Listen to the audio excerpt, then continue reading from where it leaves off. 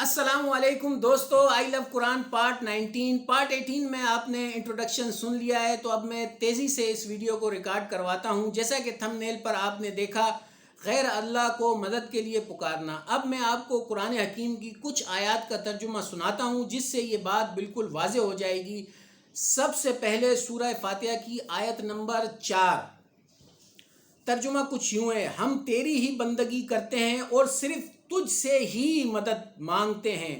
قرآن حکیم کی پہلی ہی صورت میں بالکل واضح ہے کہ ہمیں صرف اللہ کی ہی عبادت کرنی ہے اور صرف اللہ ہی سے مدد مانگنی ہے۔ سورہ بقرہ، جیسا کہ آپ جانتے ہیں، قرآن حکیم کی سب سے بڑی صورت۔ سورہ بقرہ میں صوم کے متعلق 6 آیتیں بہت ہی مکمل ہیں، بہت ہی کامل ہیں۔ 183 سے لے کر 188 تک۔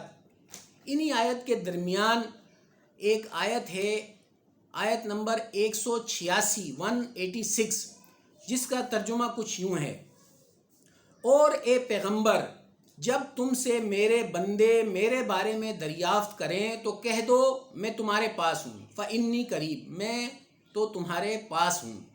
جب کوئی پکارنے والا مجھے پکارتا ہے تو میں اس کی دعا قبول کرتا ہوں، تو ان کو چاہیے کہ میرے حکموں کو مانیں اور مجھ پر ایمان لائیں تاکہ نیک رستہ پائیں۔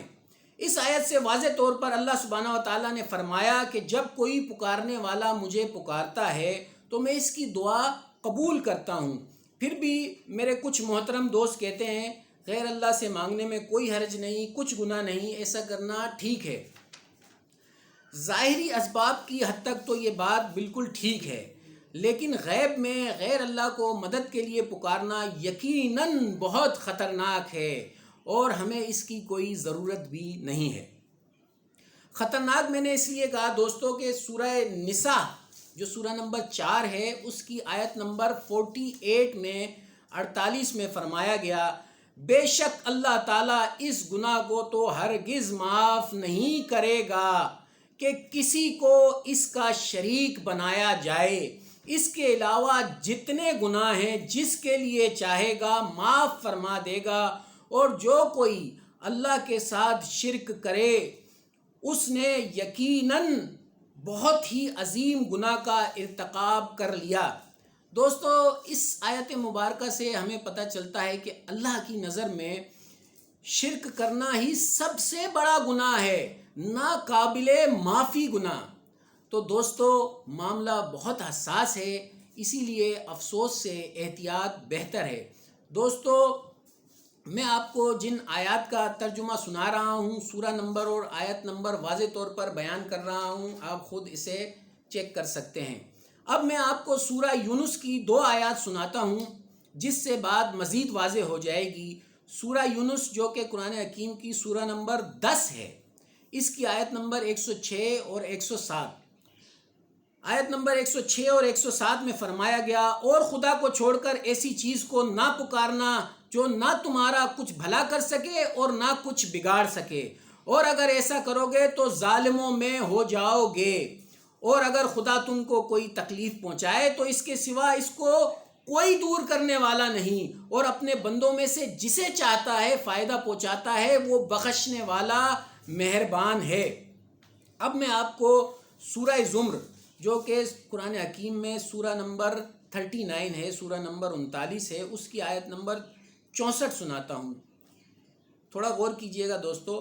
اے نبی کہہ دیجئے اے جاہلو، اے نبی کہہ دیجئے اے جاہلو، کیا تم مجھے بھی یہ مشورہ دے رہے ہو کہ اللہ کے سوا کسی اور کی بندگی کروں؟ آیت نمبر 65